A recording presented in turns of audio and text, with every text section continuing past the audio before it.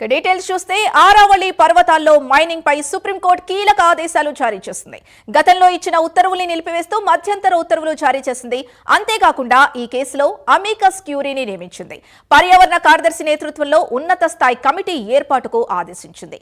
ఈ కమిటీలో 4 రాష్ట్రాల సీఎస్లను కమిటీలో సభ్యులుగా చేరుస్తూ ఆదేశాలు జారీ చేసింది.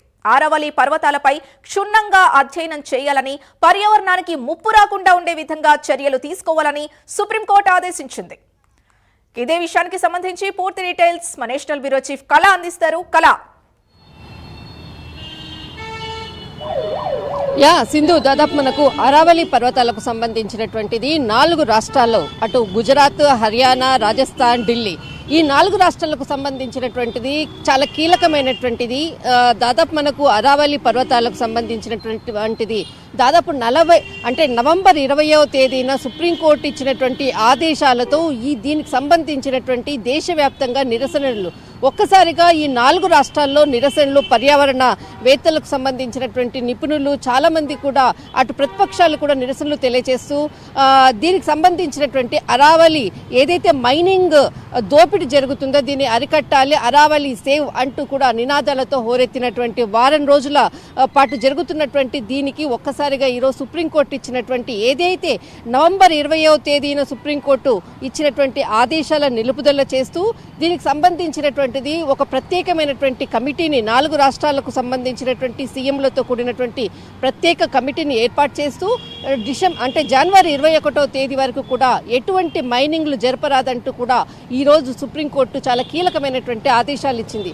దాదాపు మనకు ఏదైతే అరావళి పర్వతాలకు మనకు ఢిల్లీ నుంచి ఇటు మన గుజరాత్ వరకు దాదాపు 670 కిలోమీటర్ల పొడవున ఉండేటటువంటి అరావళి పర్వతాలతో ఏదైతే ఢిల్లీ రాజధాని అనుకోవచ్చు, అంటే అక్కడి నుంచి వీచేటటువంటి గాలులకు దక్షిణాదిన ఉన్నటువంటి ప్రాంతాలు కూడా సేఫ్గా ఉండేటటువంటిది అరావళి పర్వతాలు కనుమరుగవుతున్నటువంటి వేళ అని చెప్పవచ్చు.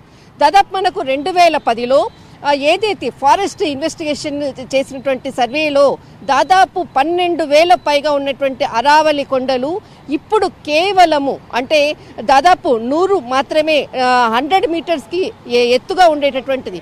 ఏదైతే గతంలో ఇచ్చినటువంటిది ఏదైతే మనకు పర్యావరణ కమిటీ ఇచ్చినటువంటి సిఫారసులకు సుప్రీంకోర్టు ఇచ్చినటువంటి ఆదేశాలు దాదాపు 100 మీటర్ల కన్నా ఎత్తుగా ఉండేటటువంటి ఏదైతే కొండలను మాత్రమే అరావళి పర్వతాలు అంటారు అంటూ కూడా ఏదైతే ఇచ్చిందో స్టేట్మెంట్ ఇచ్చారో దానికి ఖచ్చితంగా 100 మీటర్ల కన్నా కిందగా ఉండేటటువంటిది దాదాపు గత 2010లో చేసినటువంటి సర్వేలో 12,000కు పైగా ఉండేటటువంటి అరావళి ఏదైతే కొండల్లో 100 మీటర్ల పైగా ఉండేటటువంటిది మాత్రము కేవలము పైన ఉండేటటువంటి ఎత్తులో ఉండేటటువంటిది 100 కొండలు మాత్రమే ఉన్నాయి.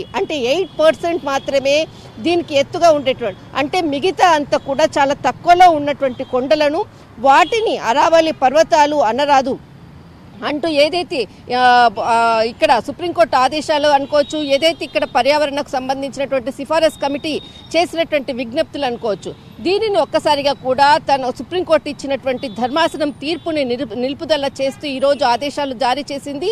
తిరిగి జనవరి 21వ తేదీన దీనిపై అంతవరకు కూడా ఎలాంటి తవ్వకాలు కానీ ఏది కూడా జరపరాదంటూ కూడా ఆదేశాలు జారీ చేయడం జరిగింది. అయితే గత కొన్ని రోజుల నుంచి ఏదైతే 4 రాష్ట్రాల్లో ఇటు హర్యానా, రాజస్థాన్ సంబంధించినటువంటిది చాలా మంది పర్యావరణ నిపుణులు కూడా సుప్రీంకోర్టులో పిటిషన్ దాఖలు చేయడం జరిగింది. దీనికి సంబంధించినటువంటిది నిరసనలు హోరెత్తుతున్నాయి. అయితే మరొక వైపు దీనికి సంబంధించినటువంటిది ప్రభుత్వం కూడా 24వ తేదీన ఖచ్చితంగా ఏదైతే సుప్రీంకోర్టు ఇచ్చినటువంటి ఆదేశాలది కాకుండా ఏదైతే కేంద్రము సిఫారసు చేసినటువంటి కమిటీకి సంబంధించినటువంటి అంశాలదు అక్కడ ఎలాంటి మైనింగ్లు ఎలాంటి తవ్వకాలు జరపమంటూ కూడా కేంద్ర ప్రభుత్వము 24వ తేదీన కూడా కీలకంగా కూడా ప్రకటించింది. అయినా కూడా పర్యావరణ వేత్తలకు సంబంధించినటువంటిది ఏదైతే పిటిషన్ దాఖలు చేయడం ఈరోజు సుప్రీంకోర్టులో తను ఇచ్చినటువంటి ఏదైతే ఆదేశాలను నిలుపుదల చేస్తూ మరొకసారి ధర్మాసనము ఆదేశాలు జారీ చేసింది. జనవరి 21వ తేదీ వరకు కూడా ఎలాంటి మైనింగ్ కానీ ఎలాంటి తవ్వకాలు జరపరాదంటూ కూడా ఆదేశాలు జారీ చేసింది. రైట్, థ్యాంక్ యూ కళ.